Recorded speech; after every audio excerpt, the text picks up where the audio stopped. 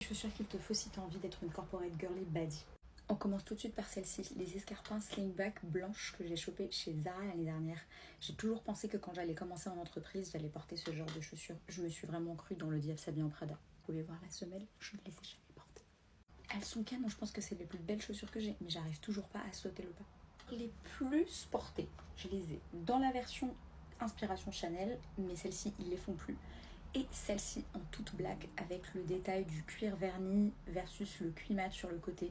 Franchement, Jonac, moi je trouve que c'est hyper classe et bon, plus abordable que la slingback Chanel. Mais on finit par s'y habituer et franchement avec un jean, avec une jupe, bref, elles vont avec tout, elles sont canon, donc je les ai rentabilisées depuis. Aussi une paire de petites slingback, mais celle-ci côté plat, je trouve que ça fait trop classe. Même si je fais 1m55 les filles, je vous assure que honnêtement, parfois être dans du plat c'est tout aussi classe. Donc celle-ci aussi en vernis comme ça, je les kiffe. C'est la base, vous allez toujours pouvoir le porter avec un pantalon noir, avec un jean, avec une jupe. Honnêtement c'est très très classe. Et pour la petite histoire, celle-ci c'est des Gucci et j'aurais jamais mis 800 € dans cette paire de chaussures. J'ai juste eu beaucoup de chance. J'avais rencontré une vendeuse à l'époque qui en avait parce que en plus parce que c'est leurs chaussures de travail et elle me les avait vendues pour une centaine d'euros.